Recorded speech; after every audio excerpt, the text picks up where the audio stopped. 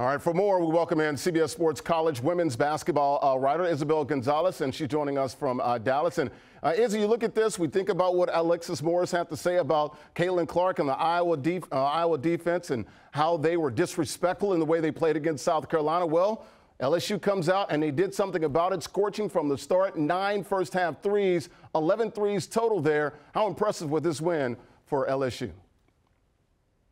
Absolutely impressive. I talked about this earlier this morning, and I think one of the biggest issues was going to be their offense, because just not too long ago, they had a very ugly offensive game against Miami. And then their next one, they also struggled with three-pointers in the Final Four, Elite Eight, and then today they just surprised everybody. They are not usually a huge three-point shooting team. They average about 5. So they were just absolutely ridiculous from there. Obviously, Jasmine Carson, she was absolutely ridiculous in the first half. They've just surprised so many people, and credit to Kim Mulkey. This is only her second season here, and she's already achieved it. It's crazy.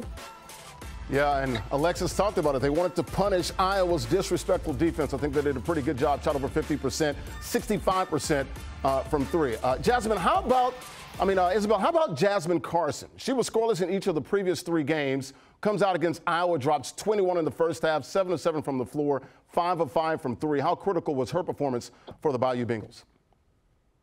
Absolutely, critical, because earlier this season, she did hit 7 three-pointers, but she hadn't really done that recently. She wasn't necessarily the player that we were going to look at. Obviously, everybody was looking at players like Angel Reese. But tonight, she did not miss a single shot, not from beyond the arc, not just from the field overall or from the charity line in the first half. She was just on fire. And honestly, I feel like it wasn't just for her. I think her not missing a single shot just really sets on fire under the entire LSU team. So at this stage, it's really about all those players who maybe people didn't see coming, but she absolutely stepped up, and this one's because of her.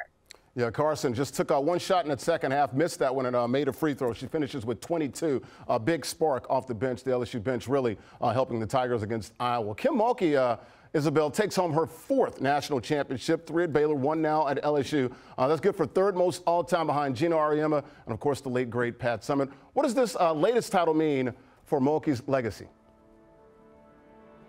It's obviously huge. She's one of the greatest coaches in women's basketball, obviously one of the most recognizable as well.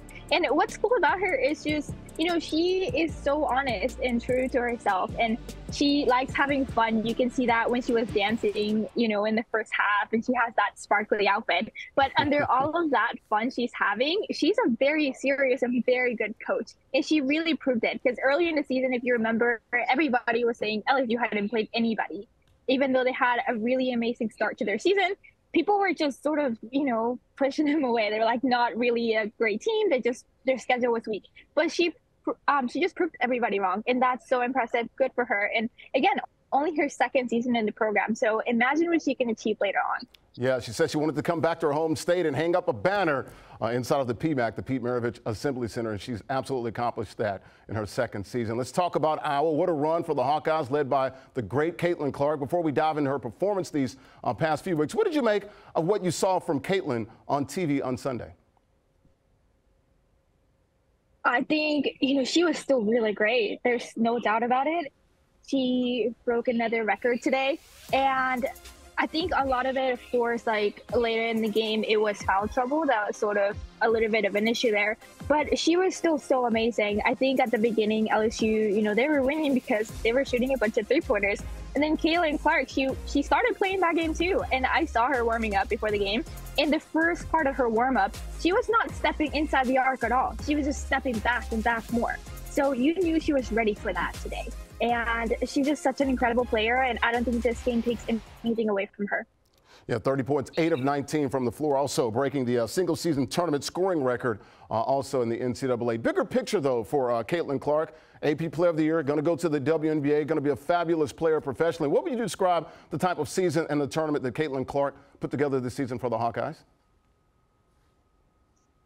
I think there's just so much to say about it, because I don't feel like she's just like a great women's basketball player.